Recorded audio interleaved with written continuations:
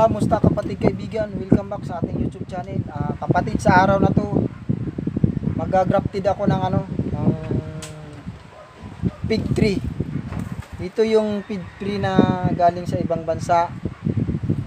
Tapos ito yung fig tree natin dito sa Pilipinas na tinatawag na mga igus.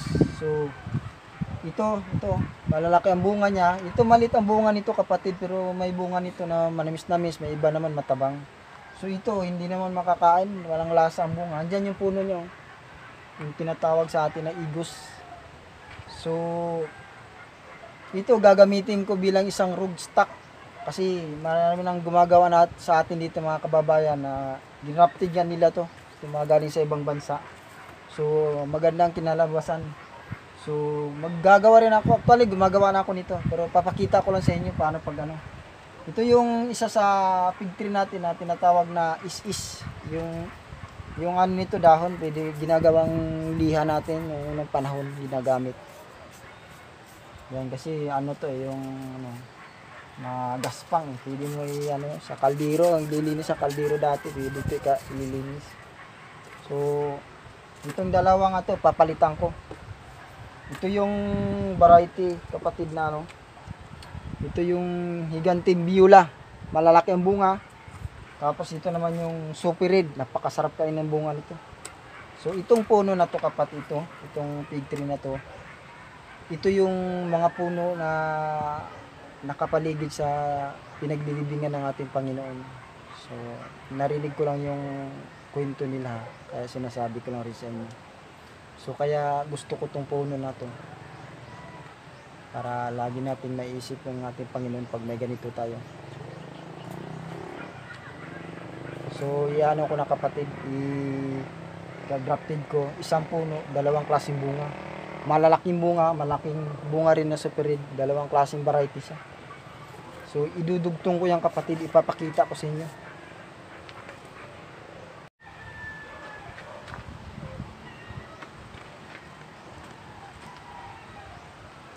Yan kapatid, kita nyo na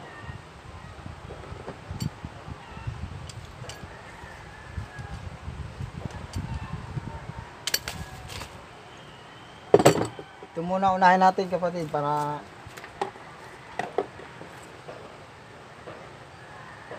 ito yung higanting biola.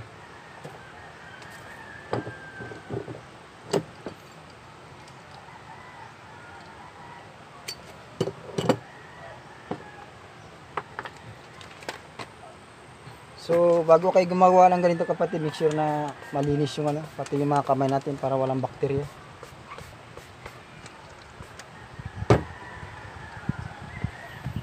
So, hatiin lang natin.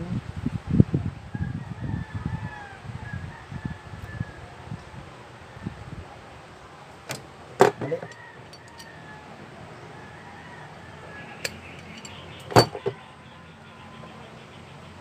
Yan yung kapatid.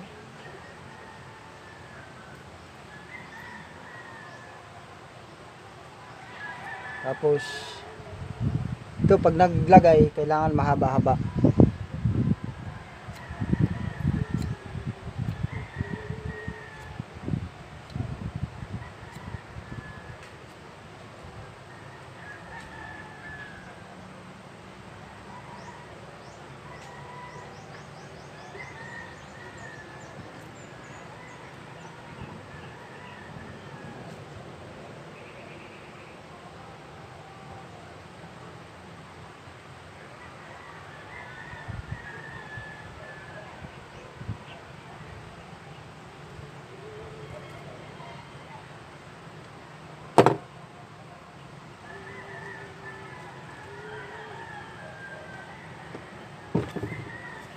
Kaya ako sa kabila.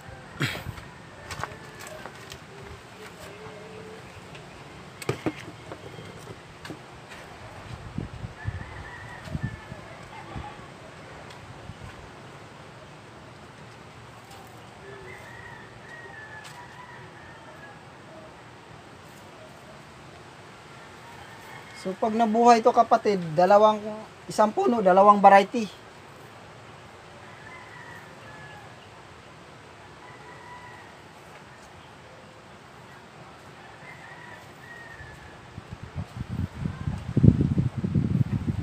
Ito kasing ginagawa kapatid, subok na to na ano. Pag nagbunga, ang dami nagbunga. Tsaka matibay yung puno kasi ito nakatanim. Kung baga, kung saan saan lang tumutubo. Kahit hindi siya na didiligan, ano siya, yung buhay pa rin siya.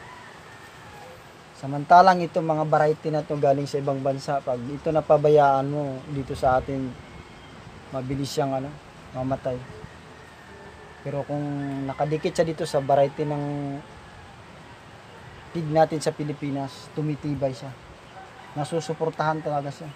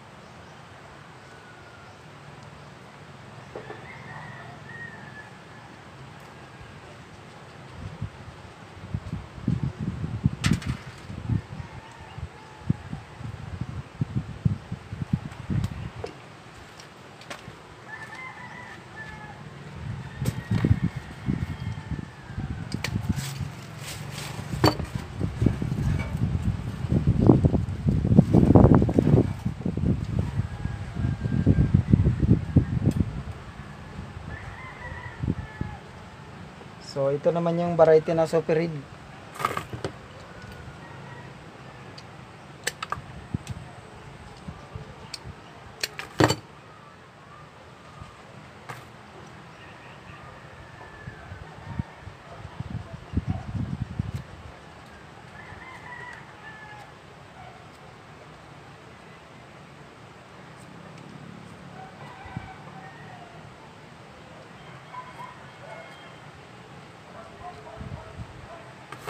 So kapatid, pag nag-grafted ka nito, hindi masyado masilan eh. Basta tama lang yung paggagawa mo.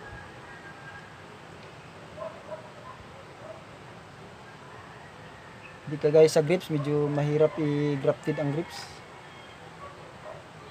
Ito, napapansin ko, madali lang ito yung grafted.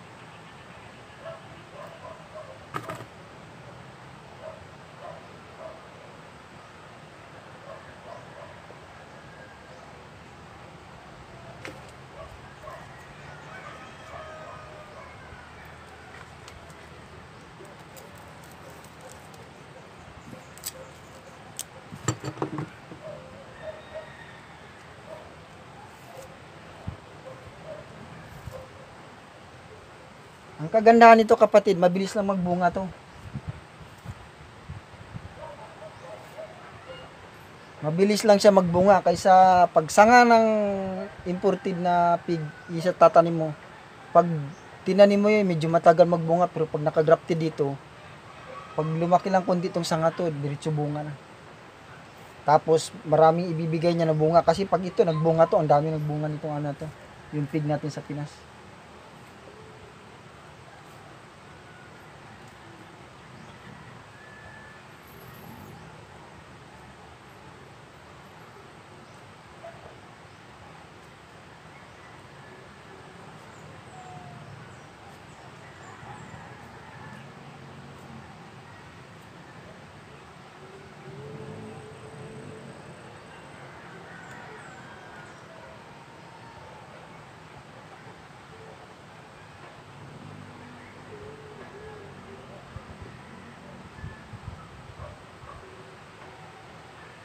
Para talaga hindi luluwag sa patok.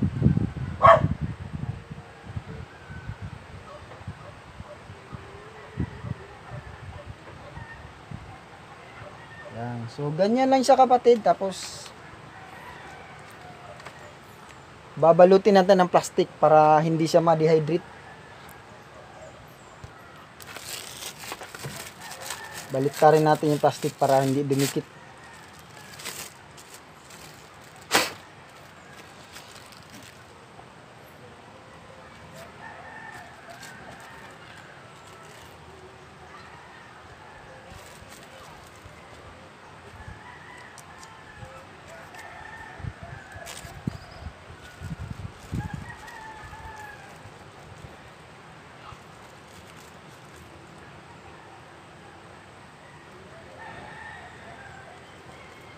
Pag nabuhay to kapatid, mga 2 linggo, buhay na to. Lalabas na yung mga ano na yan.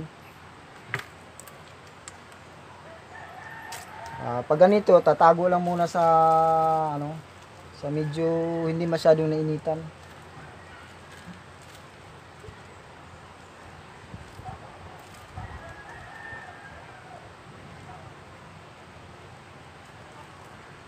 Yan. So, ganyan lang kapatid. So, pag nabuhay yung dalawa na yan, pag nagbunga yan, 2 variety na pig ang makakain natin.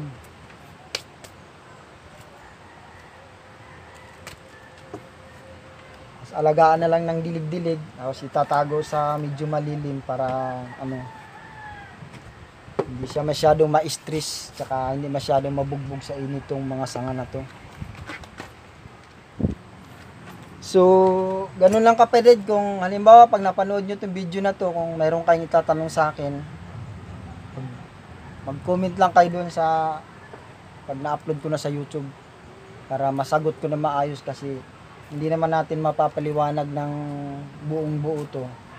Pero sa tanong nyo dun sa comment, mapapaliwanag ko na maayos kapatid.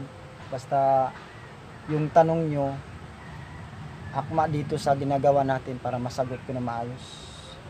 So maraming salamat kapatid sa pagsuporta sa aking channel. Thank you sa mga pag-support nyo sa akin.